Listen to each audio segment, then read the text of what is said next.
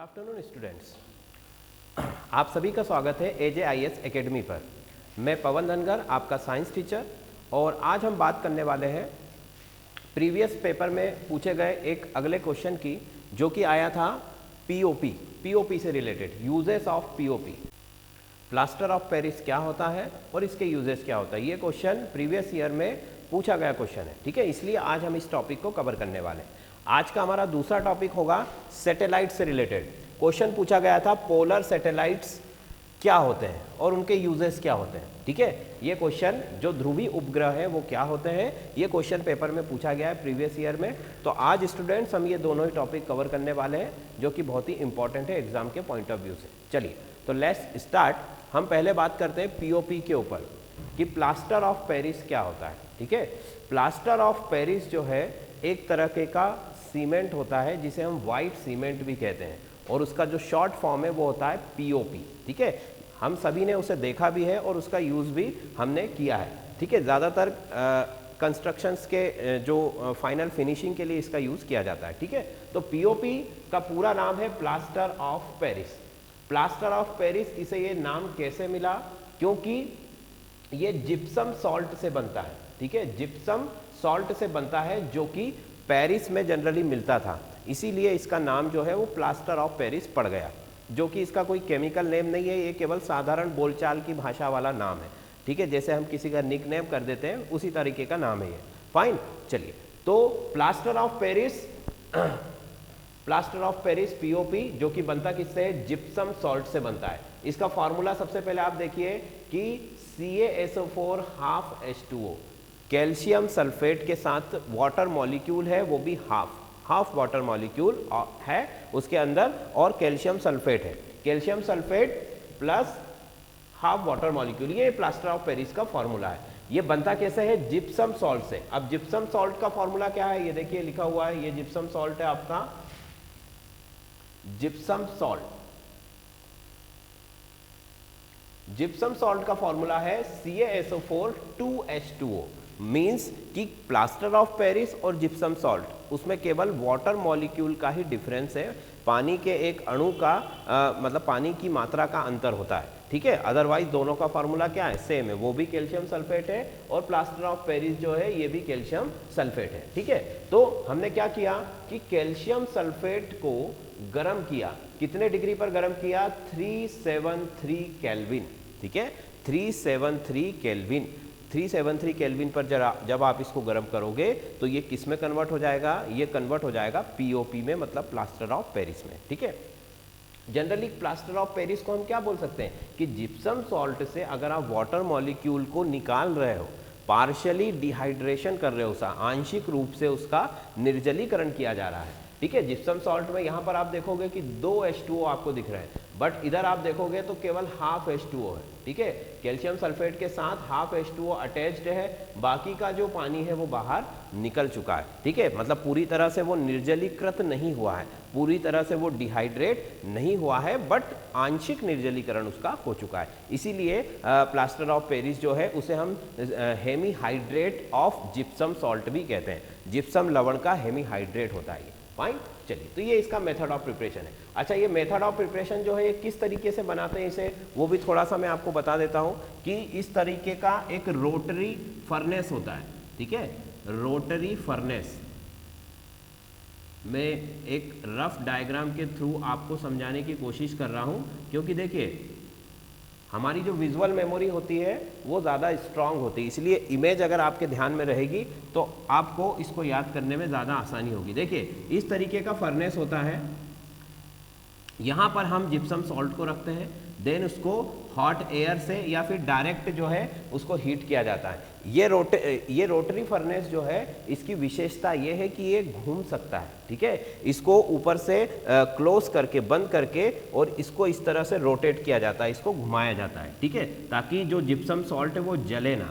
ठीक है। अदरवाइज क्या होगा कि जिप्सम सॉल्ट अगर बर्न हो गया तो प्लास्टर ऑफ पेरिस नहीं बन पाएगा, उसकी क्वालिटीज जो है वो हमें नहीं मिलेगी जो हमको चाहिए, ठीक है। कहने का मतलब आपको आंशिक रूप से जल का निर्जलीकरण करना है, पूरी तरह से आपको जो है आपको पानी बाहर नहीं निकालना है, ठीक है। जैसे खाना जले ना तो हम उसे क्या करते हैं, चलाते रहते हैं, सेम यही यहाँ पर भी हम वही चीज़ कर रहे हैं कि जो रोटरी फर्नेस है उसको घुमाया जा रहा है कंटिन्यूसली। ये जो फर्नेस है ये इसको आप ऐसा समझ सकते हो जैसे कंस्ट्रक्शन के काम में जब भी कोई कंक्रीट बनाने वाले आते हैं, जैसे हम बोलते हैं ना कि छत के ऊपर पूरा छत की आज सेटिंग हो रही है, तो वो नीचे वो एक तरह का घूमने का जो रोटर होता है जिसके अंदर सारा मटेरियल डाला जाता है और फिर वो जो है उसको मिक्स करके और ऊपर पहुंचा देता है। वो जो फर्नेस है जो रोटेट करता है, ये हमारा फर्नेस उसी तरह का होता है, ठीक, जो एक्सिस पर रोटेट करता रहता है और नीचे से इसको हीट किया जा रहा है ताकि जिप्सम सॉल्ट जो है टोटली डिहाइड्रेट ना हो जाए, पूरी तरह से निर्जलीकृत ना हो जाए। फाइन। फिर टेम्परेचर आपको मेंटेन रखना है, टेम्परेचर आपको कम ज़्यादा नहीं करना है, नहीं तो तब भी जिप्सम सॉल्ट जो है वो जल जाएगा, बर्न हो जाएगा। तो अगर इस पर्टिकुलर टेम्परेचर को आपने मेंटेन किया तो जिप्सम सॉल्ट में से वाटर मॉलिक्यूल का पार्शियली डिहाइड्रेशन हो जाएगा और आपको फाइनली पीओपी जो है आपका मिल जाएगा, ठीक है। इस तरीके से पीओपी को प्रिपेयर किया जाता है, उसका जो है प्रिपरेशन किया जाता है। अब आगे देखिए कि अगर जो पीओपी बना हुआ है आपका उसमें पानी अगर आप वापस मिला रहे हो, ठीक है, क्योंकि पीओपी का जब हम यूज़ करते हैं उसका उपयोग जब किया जाता है तो पानी मिलाकर ही किया जाता है, क्योंकि वो तो एक वाइट पाउडर होता है, ठीक है। पानी मिलाकर और जल्दी से उसको अप्लाई कर दिया जाता है क्योंकि वो 10-15 मिनट में सूख जाता है, ठीक है। तो हम यहाँ क्या कर रहे हैं कि अगर इस रिएक्शन को आप देखोगे कि हम इसको उल्टा करके भी लिख दें कि अगर आपने प्लास्टर ऑफ पेरिस में वाटर ऐड किया तो वो फिर से किस में कन्वर्ट हो जाएगा, जिप्सम सॉल्ट में कन्वर्ट हो जाएगा, ठीक है। और थोड़ी देर के बाद वो बहुत ही हार्ड मास बन जाता है, मतलब कि बहुत ज़्यादा कठोर हो जाता है और इसी क्वालिटी की वजह से इसको आसानी से हम यूज़ कर पाते हैं, ठीक है। तो अगर आप जिप्सम में से पानी निकालोगे तो पीओपी बन जाएगा, पीओपी में वापस पानी डाल दिया, पानी का जो रेशो है वो इम्पॉर्टेंट है, ठीक है, तो वापस से वो हार्ड हो जाएगा। फाइन। इस तरीके से आप पीओपी को प्रिपेयर कर सकते हो। इसमें केवल आपको ध्यान क्या रखना है, दो चीज़ों का, पार्शियली डिहाइड्रेशन, आंशिक निर्जलीकरण हो रहा है, और टेम्परेचर जो है वो आपको मेंटेन रखना पड़ेगा, तापमान का आपको ध्यान रखना पड़ेगा, अदरवाइज ये प्रिपरेशन बिगड़ जाएगी, ठीक। आगे आते हैं। आगे है कि मैंने बताया कि कैल्शियम सल्फेट का हेमीहाइड्रेट है ये तो बता चुके हैं, और जिप्सम लवण से ये बनता है, ठीक। अब यूजेस की अगर बात करें तो प्लास्टर ऑफ पेरिस का फर्स्ट जो यूज होता है वो होता है जो बोन्स ब्रेक हो जाती है, फ्रैक्चर्स हो जाते हैं, ठीक है, उनमें यूज होता है, मतलब टूटी हड्डियों को जोड़ने के लिए इसका उपयोग किया जाता है, ठीक है। पीओपी जो है आपका उसके नाम में ही प्लास्टर है, ठीक है। तो जनरली जब भी किसी को फ्रैक्चर्स होता है तो प्लास्टर, उसको जो डॉक्टर है वो प्लास्टर लगा देता है, तो बस जो एक्चुअल में ये हड्डियों को जोड़ नहीं रहा है, वो हेल्प कर रहा है, ठीक है, ताकि जो बोन जो है वो आपकी सेटल हो जाए। बोन तो प्रॉपर आपकी जो बॉडी है, ठीक है, वही उसको ज्वाइन करेगी वापस, जो भी आपका ब्रेकेज हुआ है वहाँ पर, जो भी आपको फ्रैक्चर हुआ है वो आपकी बॉडी खुद रिकवर होगी, बट ये सपोर्ट प्रोवाइड करता है, ठीक है, हड्डियों को सपोर्ट देता है ताकि उनमें मूवमेंट ना हो और जो रिपेयरिंग अंदर बॉडी कर रही है वो आसानी से करती रहे, ठीक है। तो इस तरह से ये हेल्प करता है। फिर खिलौने, टॉयज बनाने में, ठीक है, बच्चों के खिलौने या आप मूर्तियाँ बनाने में, ठीक है, मूर्तियाँ और खिलौने दोनों ही चीज़ों को बनाने में प्लास्टर ऑफ पेरिस का यूज़ किया जाता है। क्यों किया जाता है? क्योंकि ये इजीली किसी भी सांचे में ढाला जा सकता है, ठीक है। जैसे मूर्तियाँ बनानी है तो मूर्तियों को बनाने के लिए पहले मिट्टी का यूज़ किया जाता था, ठीक है, तो मिट्टी का यूज़ करने में और इस प्लास्टर ऑफ पेरिस का यूज़ करने में, ठीक है, दोनों में से ईजी कौन सा होता है? पीओपी। क्यों? क्योंकि पीओपी जो है उसको यूज़ करना इजी होता है, सबसे पहली बात तो, ठीक है, आसानी से अवेलेबल हो जाता है, और इसमें जो प्रॉपर्टी है कि वाटर जैसे ही आपने इसको गीला किया और ये थोड़ी देर के बाद बिल्कुल हार्ड हो जाता है, मतलब कि इससे काम जल्दी होता है। मिट्टी को सूखने में टाइम लगेगा बट इसे सूखने में भी टाइम नहीं लगेगा, और सबसे इंपॉर्टेंट चीज़ जो है कि इसकी फिनिशिंग जो है वो बहुत अच्छी आती है। कोई भी मूर्ति अगर मिट्टी से बनी और पीओपी से बनी है देन तो जो पीओपी वाली जो स्टैचू है, मूर्ति है, या कोई भी टॉय है, खिलौना है, उसकी फिनिशिंग बहुत अच्छी होती है, ठीक है। तो ये होता है। अगला है पीओपी, जो आपकी दीवारें हैं उनको फिनिश करने में भी इसका यूज़ होता है। छोटे मोटे डेंट, गड्ढे वगैरह जो भी आते हैं प्लास्टर करने के दौरान, उनको पीओपी जो है आसानी से भर सकता है और आपकी दीवार जो है बिल्कुल फिनिश कर देता है, ठीक है। तो ये इसका यूजेस है। अच्छा, इसका एक और यूज़ होता है कि जो लैब्स होती हैं, ठीक है, बायोलॉजी की लैब्स हो या कई बार कुछ स्कूल्स वगैरह में जो आपके स्केलेटल्स का जो मॉडल्स होता है, ठीक है, या डिफरेंट ऑर्गन्स के हमारे मॉडल्स जो है लैब में बना करके रखे जाते हैं स्टूडेंट को स्टडी करने के लिए। आपने अपने स्कूलों में या कॉलेज में देखा भी होगा कि एक हड्डियों का ढांचा इस तरह से, अगर बायो के स्टूडेंट अगर आप हैं तो वो टंगा रहता है कहीं पे भी लैब में, तो वो जो है उसका प्रिपरेशन भी किसके थ्रू होता है, पीओपी के द्वारा। तो आपके जो आर्टिफिशियल जो बोन स्ट्रक्चर है वो भी बनाए जाते हैं। फिर उसके बाद में अगर आपका सिस्टम है, जैसे मान लीजिए डाइजेस्टिव सिस्टम है, उसका मॉडल बनाना है तो उसमें भी यूज़ होता है, ठीक है। तो बॉडी का कोई भी आपका सिस्टम हो उसको मॉडल के फॉर्म में रिप्रेजेंट करने और उसे बनाने के लिए पीओपी का यूज़ है, चाहे वो स्केलेटल सिस्टम हो या बॉडी का अदर ऑर्गन हो। फाइन, चलिए, तो ये इसके यूजेज है। फिर इसकी प्रॉपर्टीज़ की हम बात कर ले जरा। तो पीओपी की प्रॉपर्टीज़ क्या होती है कि वाइट कलर का पाउडर होता है। पीओपी जो है वाइट कलर का पाउडर होता है, ठीक है, और इसीलिए इसे वाइट सीमेंट भी कहा जाता है। भाई सीमेंट क्या होता है, सीमेंट जैसे ही हम लगाते हैं तो वो कुछ देर के बाद सूखकर हार्ड हो जाता है, तो सेम प्रॉपर्टी पीओपी का भी होता है, और चूंकि ये वाइट कलर का होता है इसलिए इसे वाइट सीमेंट कहा जाता है, ठीक है। अब इसमें पानी कितना मिलाना है, ठीक है, पानी कितना मिलाया जाए ताकि आपको जो पीओपी है वो बहुत अच्छे से काम करे, तो उसका जो रेशियो होता है वो 1/3 का होता है। मतलब कि जितना आपने पीओपी लिया है, ठीक है, आपको पानी उससे क्या करना है, 3 टाइम्स ज़्यादा लेना है, ठीक है। और अगर रेशो आप अच्छा रखोगे तो पीओपी जो है बहुत अच्छे से काम करेगा। फिर आगे देखो, तो जब आप पीओपी के अंदर पानी मिलाते हो तो ये एक एक्सोथर्मिक रिएक्शन होती है, ठीक है, मतलब कि ये एक ऊष्माक्षेपी अभिक्रिया है। इस दौरान उसके अंदर से गर्मी निकलती है, ऊर्जा निकलती है, ठीक है। जैसे चूने को जब पानी में डाला जाता है, पुराने टाइम पर या कुछ साल पहले तक चूना पोता जाता था घरों में, ठीक है, तो उसको पानी में लाकर डाल दिया जाता है गलाने के लिए। तो जैसे ही उसको पानी में डाला जाता है तो वो हीट जनरेट होती है। क्यों? क्योंकि वो एक एक्सोथर्मिक रिएक्शन है, ऊष्मा क्षेपी अभिक्रिया, जिसमें से ऊर्जा निकलती है। तो ये भी जो है एक ऊष्मा क्षेपी अभिक्रिया होती है। मतलब आप जब पीओपी में पानी मिलाओगे तो उसमें से भी हीट जनरेट होती है, बट वो उतनी नहीं होती है जो हमको हार्म कर सके, बट होती है, ठीक। फिर अगला देखो, तो 10 से 15 मिनट में पीओपी जो है वो जम जाता है, मतलब कि सॉलिड हो जाता है, हार्ड बिल्कुल मास में कन्वर्ट हो जाता है। फाइन, जैसे कि सीमेंट होता है, ये फटाफट सूख जाता है। फिर अगला देखो, तो इसका जो वॉल्यूम है वो इंक्रीज होता है, ठीक है। जैसे मान लीजिए सपोज कि आपको दीवार में कोई गड्ढा है उसको भरना है, ठीक है, ये आपने दीवार में आपका कोई होल है, इसको आपको इस तरह से अगर इसको ठीक करना है, इसको भरना है, तो आपने पीओपी लिया, उसमें पानी मिलाया और उस पेस्ट को इस गड्ढे के अंदर आपने पूरा फिल कर दिया, ठीक।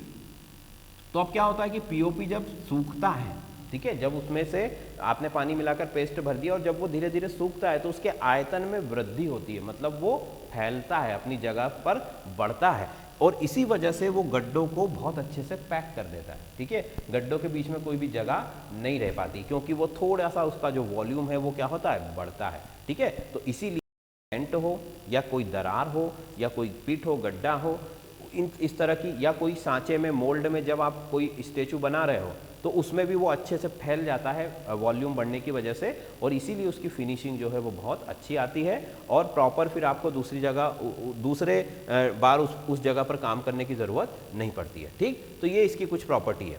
फिर अगर नेक्स्ट इसका एक पॉइंट है कि अगर आपने इसको ओवर हीट कर दिया, ठीक है, मतलब कि अगर आपने इसको 393 केल्विन से ऊपर अगर आपने इसको हीट कर दिया तो क्या होगा, इसका जो पूरा पानी है वो निकल जाएगा। भाई आपने देखा है कि 373 मतलब 373 केल्विन पर जो है वाटर का आंशिक निर्जलीकरण, ठीक है, यहाँ पर पार्शियल डिहाइड्रेशन हो रहा है। बट अगर आपने उसको ज़्यादा तापमान पर गर्म कर दिया, 20 डिग्री ज़्यादा टेम्परेचर है, ठीक है, ये 393, तो क्या होगा, वाटर टोटली लॉस हो जाएगा, ठीक है, मतलब डिहाइड्रेशन हो जाएगा उसका, और वो एक तरह से हम उसे कहेंगे कि वो जल गया है, ठीक है, और इसीलिए उसको बोला जाता है डेड बर्न प्लास्टर, ठीक है, मतलब जला हुआ प्लास्टर बन जाता है, वो किसी काम का नहीं होता। उसमें पीओपी वाली कोई भी प्रॉपर्टीज ना तो वो जिप्सम का काम करेगा ना पीओपी का काम करेगा। दैट मीन्स कि आपको टेम्परेचर जो है उसको बहुत अच्छे से मेंटेन वहाँ पर रखना पड़ेगा। सब कुछ जो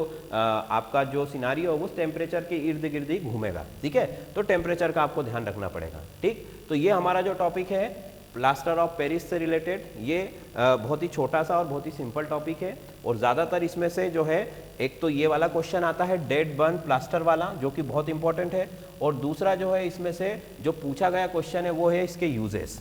ठीक है, ये वाला क्वेश्चन तो ऑलरेडी आपको पूछा ही गया है, बट इससे रिलेटेड जितने भी क्वेश्चन आप अगर इस टॉपिक को आप पढ़ते हो तो आप उनका आंसर दे सकते हो। ठीक है, क्योंकि बहुत ही क्वेश्चन इसमें पूछा गया था कि what is dead burned plaster. एक तो ये क्वेश्चन आता है, मतलब जला हुआ प्लास्टर क्या है, और दूसरा जो क्वेश्चन है जो अभी प्रीवियस ईयर में पूछा गया है वो है uses of plaster of Paris. Plaster of Paris के उपयोग क्या होते हैं। ठीक है, ये क्वेश्चन प्रीवियस ईयर में पूछा गया था। और वैसे ही आप देख रहे हैं कि सारी चीज़ें बहुत ही सिंपल है, इसमें कुछ ज़्यादा है नहीं। ठीक है, एक फॉर्मूला आपको इसका याद रखना है, ठीक, और एक फॉर्मूला आपको ये ध्यान में रखना है वो, और आपको क्या करना है, डेड बर्न प्लास्टर के बारे में आपको ध्यान में रखना है, इसके टेम्परेचर का, कि 393 केल्विन पर जो प्लास्टर ऑफ पेरिस है, मतलब जो जिप्सम सॉल्ट है वो जल जाता है। ठीक है, तो सैटेलाइट, नेक्स्ट जो क्वेश्चन आया था प्रीवियस ईयर के पेपर में वो आया था कि what is polar satellite and it's uses, मतलब ध्रुवीय उपग्रह क्या होते हैं और उसके उपयोग क्या होते हैं। ठीक है, तो अब इस टॉपिक को भी आज हम पूरा कवर करने वाले हैं कि भाई आखिर सैटेलाइट होता क्या है। ठीक है, तो सैटेलाइट का मतलब होता है उपग्रह।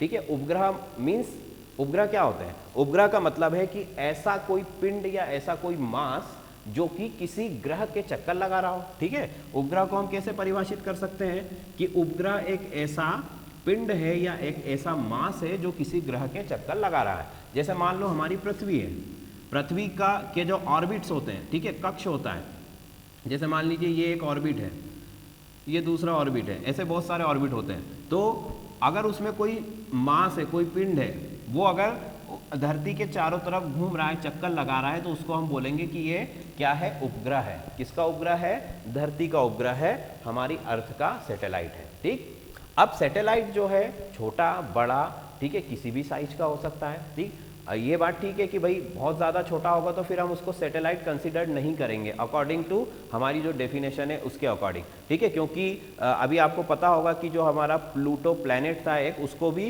प्लैनेट की लिस्ट से जो है बाइकआउट कर दिया गया, निकाल दिया, क्योंकि वो प्लैनेट के लिहाज से, ग्रह के लिहाज से बहुत छोटा है। ठीक है, तो सैटेलाइट का भी जो है, जो नेचुरल सैटेलाइट है, नेचुरल सैटेलाइट का भी एक साइज जो होता है वो इतना कम से कम मेजरेबल होना चाहिए, तभी उसको हम सैटेलाइट जो है कंसीडर करते हैं। अदरवाइज जो है फिर वो जो है रॉ मटेरियल की लिस्ट में आ जाता है। ठीक है, क्योंकि हर प्लेनेट, हमारा जो भी सोलर सिस्टम में, हमारे जो सौर मंडल में जितने भी ग्रह हैं, उन सबके चारों तरफ कुछ ना कुछ मलबा जो होता है स्पेस का, वो घूमता रहता है हमेशा। ठीक है, तो वो सैटेलाइट नहीं होता है। ठीक है, सैटेलाइट का मतलब क्या कि एक मेजरेबल हो, पहली चीज़ तो वो, जिसको मापा जा सके, और दूसरी चीज़ कि उस पर जैसे कि कुछ सेंस निकलता हो, उसका कोई अर्थ निकलता हो। जैसे कि अर्थ का सैटेलाइट मून है। ठीक है, तो मून पर हम जा सकते हैं।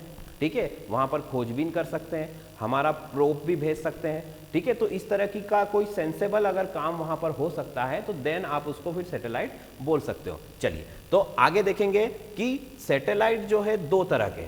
सैटेलाइट का डेफिनेशन सबको क्लियर है कि कोई भी एक ऐसा पिंड, ठीक है, चाहे वो प्राकृतिक हो या कृत्रिम हो, अगर वो किसी ग्रह की कक्षा में घूम रहा है तो उसे हम सैटेलाइट या उपग्रह कहेंगे। ठीक, अब सैटेलाइट दो प्रकार के हैं, एक तो है प्राकृतिक उपग्रह मतलब नेचुरल सैटेलाइट, और दूसरा है कृत्रिम उपग्रह मतलब आर्टिफिशियल सैटेलाइट। ठीक है, प्राकृतिक उपग्रह क्या होते हैं? प्राकृतिक उपग्रह जैसे अर्थ का उपग्रह कौन है? मून है।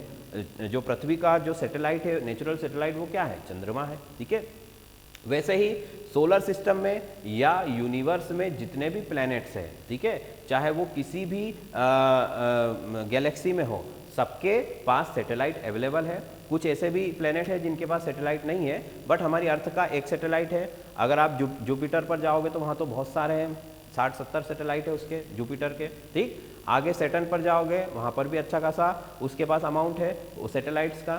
ठीक, बट अर्थ का जो नेचुरल सैटेलाइट है वो केवल एक है, वो है हमारा मून। ठीक, ऐसे ही जुपिटर पर जो भी 76 या 60 से ऊपर सैटेलाइट्स हैं, वो सब उसके चंद्रमा हैं। तो आप वहाँ पर मतलब आप ऐसा समझ सकते हो कि एक रात में कई सारे चंद्रमा दिखाई देते हैं उसके जो है आकाश के अंदर। तो नेचुरल सैटेलाइट जो अपने आप बने हो, प्रकृति ने बनाया हो।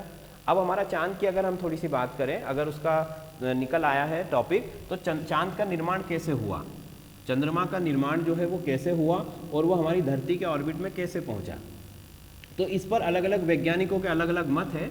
उसी में एक थ्योरी जो बहुत ज़्यादा एक्सेप्टेबल है, मानी जाती है, वो ये है कि पुराने समय में जब धरती नई नई बनी थी और बहुत ज़्यादा गर्म थी, ठीक है, तो उस समय क्या हुआ कि इसी के मास के बराबर, मतलब अर्थ के मास के बराबर का ही कोई प्लेनेट, जैसे वो मंगल ग्रह भी हो सकता है, मतलब मास भी हो सकता है, वो अर्थ से टकराया, ठीक है, अर्थ से इस तरह से टकराता हुआ वो उसको एक तरह से हम बोल सकते हैं कि रगड़ करता हुआ निकल गया, ठीक है, ऐसे। तो ये जो मलबा यहाँ से उसने निकाला, वो ही फिर आगे चल के क्या हुआ, जुड़ करके और चंद्रमा का निर्माण कर लिया, ठीक है।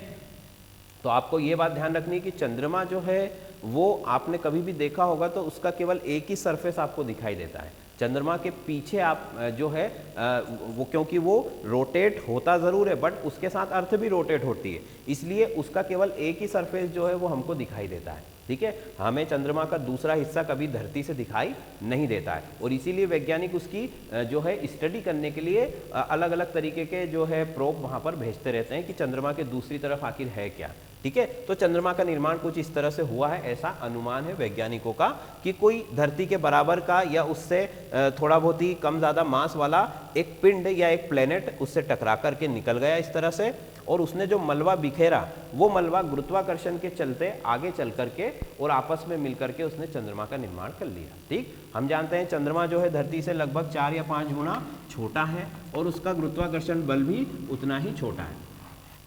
अगर धरती पर आपका वेट 60 kg के आसपास है तो चंद्रमा पर आपका वेट केवल 10 kg होगा।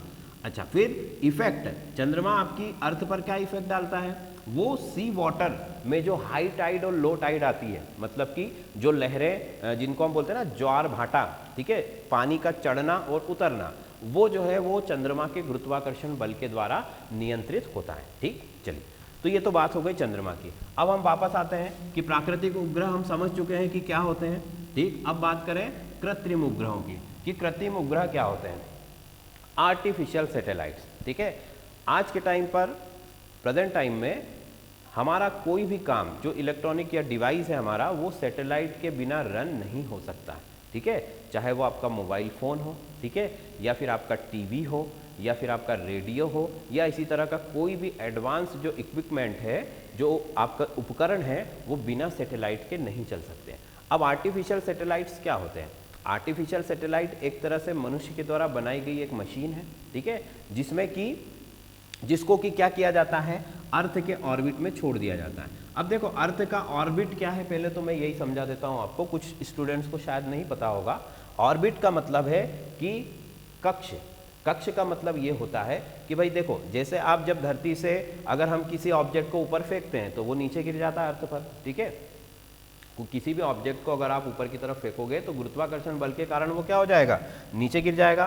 परंतु एक ऐसा बिंदु आएगा, ठीक है, कि एक ऐसा बिंदु आएगा जब कोई वस्तु धरती पर वापस नीचे नहीं गिरेगी, ठीक है। मान लो आपने उस पॉइंट तक अगर उसको फेंक दिया, उस पॉइंट तक अगर आपने उस ऑब्जेक्ट को फेंक दिया, तो फिर पृथ्वी का जो गुरुत्वाकर्षण बल है वो उसको नीचे नहीं खींच पाएगा, ठीक है, बट वो उसको जाने भी नहीं देगा। मतलब कि अभी भी इस पर धरती का गुरुत्वाकर्षण बल लग रहा है, पर वो बल इतना नहीं है कि वो उसको जमीन पर वापस खींच ले, और इतना कम भी नहीं है कि वो उसको स्पेस में कहीं भी जाने दे। मतलब उसने उसको ट्रैप कर रखा है, वो बीच में फंस गया है, ना तो वो धरती पर गिर रहा है और ना वो स्पेस में फ्री होकर कहीं भी जा सकता है। तो बस उसी अवस्था को हम बोल सकते हैं कि वो ऑर्बिट में पहुंच गया है, ठीक है। धरती के कहाँ पर पहुंच गया है, वो कक्ष में पहुंच चुका है, और कक्ष का जो रेंज है वो बहुत ज़्यादा है, ठीक है। अर्थ का जो ऑर्बिट है वो बहुत ऊपर तक होता है, ठीक है। यहाँ पर वो लिखा हुआ है कि जहाँ तक भी अर्थ का गुरुत्वाकर्षण है वहाँ तक अर्थ का ऑर्बिट होता है, ठीक है। और जो जियो स्टेशनरी ऑर्बिट्स होते हैं वो 35,786 किलोमीटर तक भी होते हैं। मतलब अर्थ का जो ग्रेविटेशनल फोर्स है वहाँ तक काम करता है, ठीक। चलिए, तो ऑर्बिट की बात हो गई कि ऑर्बिट का मतलब कि अर्थ से वह दूरी, ठीक है, वो डिस्टेंस है जिस पर कि किसी ऑब्जेक्ट को अर्थ वापस अपने पास खींच ना सके, वो ऑर्बिट कहलाएगा, और ना उसको स्पेस में वो जाने दे। ठीक है, तो अब सैटेलाइट क्या है?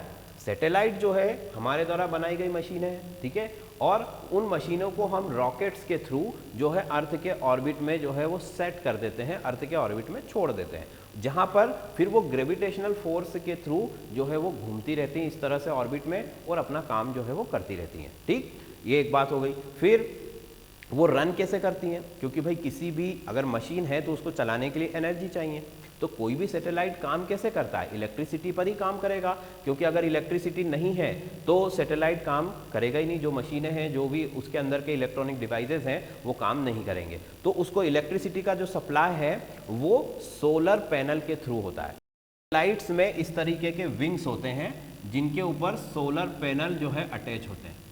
इस तरीके से विंग्स होते हैं, उन विंग्स पर सोलर पैनल जो है वो आपका अटैच होता है। सोलर पैनल पर जैसे ही सन का लाइट होता है, भाई सन तो यहाँ पर है स्पेस के अंदर, ठीक है, ये सन है हमारा, और सन का लाइट जब इन विंग्स पर पड़ता है तो वो इलेक्ट्रिसिटी जनरेट होती रहती है, और जो आपका सैटेलाइट है वो अच्छे से काम करता रहता है। इस तरह से ये पूरा जो सिस्टम है ये चलता रहता है। तो ये सैटेलाइट है जो कि मनुष्य के द्वारा बनाई गई एक मशीन होती है। अब बात करें कि टाइप्स, सैटेलाइट्स कितने टाइप के? सैटेलाइट्स दो बेसिक टाइप उसके दो होते हैं। एक तो होता है जियो सिंक्रोनस और दूसरा होता है सन सिंक्रोनस। इन दोनों का मतलब समझे पहले तो। ठीक है, हमारा जो पोलर सैटेलाइट, जो क्वेश्चन हमको पूछा गया था वो किसके अंदर था? पोलर सैटेलाइट जो है वो सन सिंक्रोनस सैटेलाइट की कैटेगरी में आता है। ठीक है, ये क्या होता है उसको देख लेते हैं जरा। चलिए, कि सबसे पहले बात करें जियो सिंक्रोनस सैटेलाइट्स क्या होते हैं। ठीक है, इनका मतलब ये होता है कि जो अर्थ है आपकी, ठीक है, अर्थ का जो भूमध्य रेखा जिसे हम बोलते हैं, ठीक है, ये जो हमारा भूमध्य रेखा है, इक्वेटर है, ठीक है। अब जियो सिंक्रोनस का मतलब ये है कि जियो सिंक्रोनस सैटेलाइट्स भूमध्य रेखा से एक विशिष्ट कोण वाले पथ पर या ऑर्बिट पर घूमते हैं। जैसे मान लो कोई ऑर्बिट इस तरीके का है, जैसे मैंने ये ऑर्बिट बनाया, ये इस तरीके का, ये ऑर्बिट बन गया एक, ठीक है। तो भूमध्य रेखा से जो इसका एंगल है वो फिक्स है। बात समझ में आ रही है? जो भूमध्य रेखा है उससे एक विशिष्ट कोण पर ये ऑर्बिट जो है इस तरीके से जो है होता है, या इसके अंदर सैटेलाइट घूमता है। क्लियर? या तो वो भूमध्य रेखा के पैरेलल भी हो सकता है, मतलब कि इस तरीके का ऑर्बिट यहाँ पर बना देता हूँ मैं अलग से, ये भूमध्य रेखा है आपकी, तो ये इस तरीके का ऑर्बिट हो सकता है जो कि उसके पैरेलल है, उसके समांतर है, या फिर वो किसी एंगल पर भी हो सकता है। तो जो ऑर्बिट भूमध्य रेखा के रिस्पेक्ट में किसी न किसी एंगल पर हो, उन्हें हम कहते हैं जियो सिंक्रोनस सैटेलाइट। बात समझ में आ रही सभी के? कि भूमध्य रेखा मतलब इक्वेटर के रिस्पेक्ट में अगर वो किसी एंगल पर है तो वो कहलाएंगे जियो सिंक्रोनस। क्लियर? दूसरा जो है वो हमारा है सन सिंक्रोनस।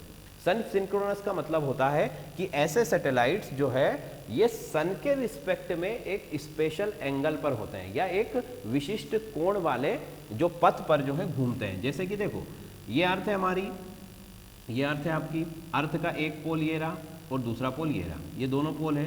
तो इनका जो ऑर्बिट होता है वो किस तरीके का होता है? वो कुछ इस तरीके का ऑर्बिट होता है। ठीक है, जियो स्टेशनरी मतलब जो जियो सिंक्रोनस सैटेलाइट है उनका ऑर्बिट इस तरह से होता है, और इनका ऑर्बिट किस तरह से होता है? इस तरह से। मतलब ये वर्टिकल है और ये क्या है? हॉरिजॉन्टल है। ये ऊर्ध्वाधर ऑर्बिट है, मतलब ऊर्ध्वाधर कक्ष है, और ये कौन सा कक्ष है? ये क्षैतिज कक्ष है। बात समझ में आ रही है सभी को? तो इस तरीके से ये दोनों काम करते हैं। तो जियो सिंक्रोनस का मतलब है कि भूमध्य रेखा के रिस्पेक्ट में या उसी के उससे एक विशिष्ट कोण बनाकर जो है वो सैटेलाइट घूमता है। और सन सिंक्रोनस का मतलब है कि सन से, सूर्य से एक विशिष्ट कोण बना करके जो है ये सैटेलाइट घूमता है, या उस विशिष्ट कोण वाले पथ पर या उस ऑर्बिट में जो है वो सैटेलाइट घूमता रहता है। तो ये दोनों कैटेगरी मैंने आपको समझा दी। ठीक, अब हमारे पास यहाँ पर आप देखोगे कि दोनों ही तरह के सैटेलाइट है। हमारी जो धरती है, हमारा जो ऑर्बिट है, या हम जो सैटेलाइट लॉन्च करते हैं उसमें दोनों तरीके के कैटेगरी के सैटेलाइट होते हैं। ठीक है, जियो वाले भी होते हैं और सन वाले भी होते हैं। ठीक, अब इसके अंदर जियो सिंक्रोनस सैटेलाइट जो है, इसके अंदर एक कैटेगरी आती है, उसको बोला जाता है जियो स्टेशनरी सैटेलाइट। कौन सा सैटेलाइट? जियो स्टेशनरी सैटेलाइट। ठीक है, जियो स्टेशनरी सैटेलाइट का मतलब होता है ऐसे सैटेलाइट जिनका ऑर्बिट जो है वो जो इक्वेटर है उसके पैरेलल है, मतलब कि भूमध्य रेखा के समांतर है। जैसे मैं फिर से आपको डायग्राम के थ्रू बताता हूँ, ये हमारी अर्थ है, ये उसका भूमध्य रेखा है, ठीक है। भूमध्य रेखा मतलब जो अर्थ के बीचों बीच से जाती है उस रेखा को भूमध्य, भू मतलब अर्थ और मध्य मतलब मध्य, ठीक है। तो भूमध्य रेखा है। अब जियो स्टेशनरी जो सैटेलाइट है वो किस ऑर्बिट में होता है, वो होता है उस ऑर्बिट में जो इस भूमध्य रेखा के ऊपर से ही जाता है, मतलब कि उसके समानांतर होता है, उसके पैरेलल होता है। फाइन, इतनी बात क्लियर है सबको। किस कैटेगरी में आता है, जियो सिंक्रोनस, मतलब कि भूमध्य रेखा के रिस्पेक्ट में या तो उसके पैरेलल है या उससे किसी स्पेशल एंगल पर है, तो ये पैरेलल है, ठीक है। और ये किस तरीके का ऑर्बिट है, ये जियो स्टेशनरी ऑर्बिट है। अब जियो स्टेशनरी का मतलब आप समझिए, एक चीज तो उसमें क्लियर हो गई कि ये भूमध्य रेखा के पैरेलल है, उसके समांतर है। दूसरी चीज इसमें जो है कि इसका जो डिस्टेंस है अर्थ के सरफेस से, इसका जो ऑर्बिट का डिस्टेंस है या ऑर्बिट का जो हम बोल सकते हैं कि रेडियस है, वो कितना है, 35,786 किलोमीटर। कितना है, 35,786 किलोमीटर। अर्थ के सरफेस से 35,786 किलोमीटर ऊपर ये सैटेलाइट घूमता है, ठीक है। बात समझ में आ रही, कहां पर है सैटेलाइट, कि अर्थ के सरफेस से 35,786 मतलब लगभग 36,000 किलोमीटर ऊपर वो सैटेलाइट घूम रहा है। और कैसे घूम रहा है कि वो आपके जो इक्वेटर है, जो भूमध्य रेखा है, उसके ऊपर से ही वो जाता है, ठीक है। ये उसकी दूसरी विशेषता हो गई। पहली विशेषता भूमध्य रेखा के समांतर है, दूसरी विशेषता उसकी जो ऊंचाई है वो कितनी है, 35,786 किलोमीटर उसकी ऊंचाई है। तीसरी बात कि इसको, इस सैटेलाइट को, मान लो ये सैटेलाइट यहां से घूमना शुरू हुआ, ये अपना सैटेलाइट है, तो ये सैटेलाइट घूमकर वापस अपनी जगह पर आने में कितना टाइम लेता है, 24 आवर्स, 24 घंटे का समय लेता है। एक जगह से चला वो, ठीक है, और वापस पूरा चक्कर लगा करके उसी जगह पर आने में उसे कितना टाइम लगता है, 24 घंटे का समय लगता है। और हमें पता है कि अर्थ को भी अपने एक्सिस पर घूमने में कितना समय लगता है, 24 घंटे लगते हैं। दैट मीन्स कि क्या हुआ कि ये जियो स्टेशनरी, जियो स्टेशनरी का मतलब कि वो आपको ऐसा लगेगा कि वो रुका हुआ है वहीं पर, उसकी जो पोजीशन है वो कभी भी चेंज नहीं होती है। क्यों, क्योंकि वो तो साथ साथ ही घूम रहा है, पृथ्वी घूम रही है उसके साथ, वो भी घूम रहा है इस तरीके से, ठीक है। तो इसीलिए उसको जियो स्टेशनरी बोला जाता है, क्योंकि अर्थ के घूमने की गति और उसके घूमने की गति दोनों की सेम है, और इसीलिए वो आपको हर टाइम पर वो एक ही जगह दिखाई देगा, ठीक है। मतलब हमें नहीं दिखाई देगा वो, क्योंकि उसको देखने के लिए स्पेशल टेलीस्कोप वगैरह की ज़रूरत पड़ती है। बट अगर देखा जाए, अगर हम उसे देख सकें, तो वो कैसा दिखाई देगा, जहाँ पर भी आप खड़े हो वहाँ से वो आपको फिक्स पोजीशन पर ही दिखाई देगा। जैसे कि आपका जो ध्रुव तारा होता है, ठीक है, वो कभी भी अपनी जगह नहीं बदलता है। क्यों नहीं बदल पाता है वो, क्योंकि वो भी क्या है, वो उत्तर नॉर्थ पोल के ऊपर होता है। तो अर्थ भले ही घूमती रहे, पोल तो नहीं घूमेगा, है ना। जो ध्रुव है, ध्रुव पर तो घूमने का प्रभाव नहीं होगा, और इसीलिए वो जो है पोजीशन उसकी कैसी दिखाई देती है, फिक्स।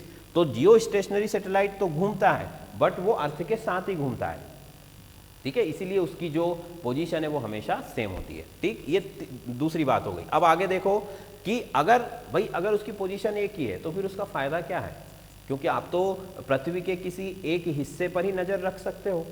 बात समझ में आ रही, सैटेलाइट को क्यों छोड़ा जाता है, कुछ ना कुछ काम ही करवाना है उससे, हमें कुछ यूज लेना है उसका। तो अगर आपने सैटेलाइट को छोड़ा और वो केवल अर्थ के एक स्पेसिफिक एरिया को ही कवर कर पा रहा है, ठीक है, तो फिर हमें तो पूरी अर्थ का जो है कवरेज चाहिए, तो फिर उसका यूज क्या है।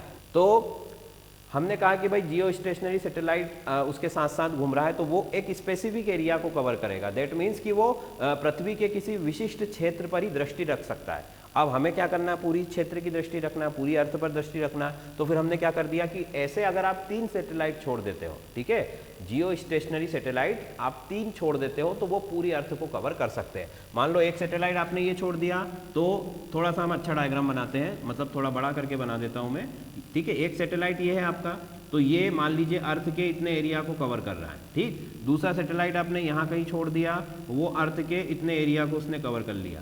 तीसरा सैटेलाइट यहाँ पर आ गया, उसने अर्थ के इतने एरिया को कवर कर लिया। दैट मीन्स कि अगर आप 3 सैटेलाइट एक साथ लॉन्च कर देते हो तो वो पूरी अर्थ पर एक साथ जो है नज़र रख सकते हैं, दृष्टि रख सकते हैं, आपको बता सकते हैं, सारी इंफॉर्मेशन दे सकते हैं, ठीक है,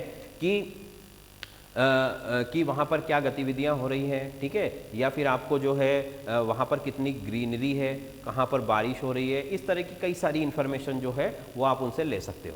अब देखो दोनों ही तरह के सैटेलाइट हमारे लिए ज़रूरी है, फिक्स पोजीशन वाले भी और घूमने वाले भी, ठीक है। तो फिक्स पोजीशन वाले की तो हमने बात कर ली। आगे देखिए कि इसका यूज़ क्या है, कि जियो स्टेशनरी सैटेलाइट हम क्यों भेज रहे हैं। जियो स्टेशनरी सैटेलाइट मतलब जो धरती के सापेक्ष हमेशा स्थिर दिखाई देते हैं, उनका जो उपयोग है वो होता है मुख्य रूप से संचार के साधनों में, ठीक है। मतलब जो आपका जैसे आपका जो फ़ोन रन हो रहा है या आपका जो रेडियो कम्युनिकेशन हो रहा है, तो कम्युनिकेशन और ब्रॉडकास्टिंग, इन दोनों ही चीज़ों में जो है जियो स्टेशनरी सैटेलाइट का उपयोग होता है। मतलब कि क्या हुआ उसको समझने की कोशिश करिए कि भाई जैसे आपने किसी को फ़ोन लगाया, मान लो ये सैटेलाइट, फ़ोन का सिग्नल तो जो है वो सैटेलाइट ही कवर करता है। अगर सैटेलाइट नहीं होगा तो फ़ोन लगेगा क्या? नहीं लगेगा, ठीक है, क्योंकि फ़ोन कैसे काम करेगा। फ़ोन ने, आपने किसी को फ़ोन किया, फ़ोन ने सिग्नल भेजा, वो सिग्नल कहाँ जाता है? सैटेलाइट में। सैटेलाइट सिग्नल कहाँ भेजता है? फिर आपके टावर पे। हम बोलते हैं ना कि नेटवर्क नहीं आ रहा, टावर नहीं मिल रहा, वो टावर पर सैटेलाइट सिग्नल भेजता है। फिर वो सिग्नल जो है हमारे मोबाइल में या जिसको हमने फ़ोन किया है उसके मोबाइल में जाता है। इस तरीके से काम होता है। तो अगर मान लो कि आपका जो सैटेलाइट है वो जियो स्टेशनरी नहीं है, मतलब कि वो फिक्स पोजीशन पर नहीं है, वो तो लगातार घूम रहा है। अब उसके घूमने की जो गति है वो धरती से ज़्यादा है, ठीक है, मतलब अर्थ या तो ज़्यादा तेज स्पीड पर घूम रही है या वो ज़्यादा स्पीड पर घूम रहा है, दोनों का स्पीड सेम नहीं है। तो होगा क्या फिर? देखो, अगर मान लो आप यहाँ पर इस पॉइंट पर हो, आपने फ़ोन लगाया, अब सिग्नल गया यहाँ पर, ठीक है, और तब तक आपका जो अर्थ का रिवॉल्विंग तो चल ही रहा है, अर्थ का रिवॉल्विंग कंटिन्यूस चल रहा है, या फिर सैटेलाइट बहुत ज़्यादा स्पीड से घूम रहा है, तो वो जो सिग्नल है वो सैटेलाइट तक जब तक पहुँचेगा तो उसकी पोजीशन फिर से चेंज हो जाएगी। तो इसलिए फिर नेटवर्क का बहुत ज़्यादा इशू हो जाता है। तो इसीलिए जो संचार के साधन है, जो भी मोबाइल, टीवी वगैरह है, उनमें जियो स्टेशनरी सैटेलाइट यूज़ किया जाता है। जब भी आप फ़ोन करोगे वो सैटेलाइट तो ऊपर ही है आपके, उसकी जगह कभी नहीं बदलेगी, इसलिए वो बहुत अच्छे से काम करेगा। और हमारे जितने भी संचार के साधन हैं, न्यूज़ चैनल्स से लेकर टीवी हो, मोबाइल हो, रेडियो हो, सैटेलाइट फ़ोन हो, वो सब बहुत अच्छे से काम करते हैं because of Jio stationery satellite. क्योंकि जब भी आप फ़ोन करोगे सिग्नल आपको, जो सैटेलाइट है वो आपके हमेशा सर के ऊपर ही रहेगा। क्लियर है इतनी बात? तो जियो स्टेशनरी सैटेलाइट से रिलेटेड सारी इंफॉर्मेशन मैंने दे दी कि उसकी ऊंचाई 35,786 किलोमीटर है, घूमने में 24 घंटे का समय लेता है, 3 सैटेलाइट से आप पूरी अर्थ को कवर कर सकते हो, और उसका जो उपयोग है वो संचार में होता है। फाइन, चलिए नेक्स्ट, अब जो क्वेश्चन पूछा गया था पोलर सैटेलाइट, उसकी कैटेगरी पर आते हैं। तो सन सिंक्रोनस जो सैटेलाइट है, मतलब जो सूर्य से एक विशिष्ट कोण वाले पथ पर घूमता है, ठीक है, वो होता है हमारा सन सिंक्रोनस। और उसमें जो है हमारा पोलर सैटेलाइट मतलब ध्रुवीय उपग्रह आते हैं, ठीक है। अब ध्रुवीय उपग्रह का जो पथ है, जो उसका ऑर्बिट है, वो किस तरीके का होता है, मैं बता चुका हूँ पहले भी कि ये इस तरीके का होता है। ये देखिए, ये ऑर्बिट है उसका, वो वर्टिकली इस तरह से घूम रहा है, वर्टिकल मूव कर रहा है। क्लियर है? तो पोलर सैटेलाइट का मतलब कि जो पोल्स के, मतलब जो अर्थ का एक्सिस है उसके पैरेलल है, ठीक है, पोलर सैटेलाइट। तो पोलर सैटेलाइट का ऑर्बिट मतलब जो कक्ष है वो इस तरीके का होता है। हम समझ चुके हैं कि ये अर्थ के जो एक्सिस है, जो अर्थ का अक्ष है, उसके समानांतर घूमता है, ठीक है, और जियो स्टेशनरी इस तरीके से घूमता है, ठीक। अब आगे देखो, तो जो आपका पोलर सैटेलाइट होता है उसकी हाइट क्या है? उसकी जो हाइट होती है वो 200 से 1000 किलोमीटर तक होती है, मतलब कि शॉर्ट रेंज है ये सैटेलाइट कैसे होते हैं? Short range satellite. और geostationary satellite long range satellite है, ठीक है। तो इनकी जो परास है, इनकी जो रेंज है वो छोटी होती है, मतलब अर्थ से 200 किलोमीटर से लेकर के 1000 किलोमीटर ऊपर तक ये जो है आपके सैटेलाइट्स हम छोड़ सकते हैं, ठीक है, पहली चीज हो गई। दूसरा कि इनका जो एंगल है वो सन के रिस्पेक्ट में कांस्टेंट होता है, वो तो हम बता ही चुके हैं। अगला है आपका कि ये कितना समय लेते हैं, अपने अक्ष पर घूमने में कितना समय लेते हैं। तो देखो हमें पता है कि जितनी कम हाइट पर अगर आप सैटेलाइट को छोड़ोगे तो उसका जो टाइमिंग है वो उतना ही कम होगा, ठीक है। जैसे सूर्य के नज़दीक सबसे पास वाला जो प्लेनेट है, ठीक है, उसका जो सूर्य का चक्कर, एक चक्कर लगाने में वो जो समय लेता है वो सबसे कम होगा, और जो प्लेनेट, जो ग्रह सूर्य से बहुत दूर है, उसको सूर्य का एक चक्कर लगाने में बहुत ज़्यादा समय लगेगा। तो सेम केस यहाँ पर भी है कि अगर जो सैटेलाइट अर्थ के पास है उसको अर्थ का चक्कर लगाने में कम समय लगेगा, और जो सैटेलाइट बहुत दूर है उसको अर्थ का चक्कर लगाने में ज़्यादा समय लगेगा। देखो ये तो कॉमन सेंस की बात है। तो जो सैटेलाइट है उनकी हाइट कम है, मतलब उनका ऑर्बिट छोटा है, 200 किलोमीटर से 1000 किलोमीटर तक, और इसीलिए उनको घूमने में कम समय लगता है, और 2 से 3 घंटे में ये अपना एक चक्कर लगा लेते हैं। वो डिपेंड करता है कि आपने उनको कितनी हाइट पर छोड़ रखा है, ठीक है, उसके अकॉर्डिंग वो 2 से 3 या 4 घंटे के अंदर उनका जो पूरा एक चक्कर है वो पूरा हो जाता है। फाइन, चलिए, तो इसकी 3-4 बातें क्लियर हो गई। 2 से 3 घंटे का समय है, 200 से 1000 किलोमीटर की हाइट है। अगला फिर इसका यूज़ क्या है, पोलर सैटेलाइट का उपयोग क्या है। तो पोलर सैटेलाइट का जनरली जो यूज़ होता है वो रिमोट सेंसिंग के लिए होता है। रिमोट से ऑपरेटेड जो भी चीज़ें होती है, ठीक है, मतलब कि जो कि हाई डेफिनेशन वाली है, मीन्स जो मिलिट्री से रिलेटेड जो आपके जो इक्विपमेंट या एपरेटस होते हैं, जैसे मान लीजिए ड्रोन होता है जो कि पायलट लेस आपका विमान होता है, ठीक है, सब जानते हैं ड्रोन क्या होता है। ड्रोन का मतलब बिना पायलट वाला प्लेन।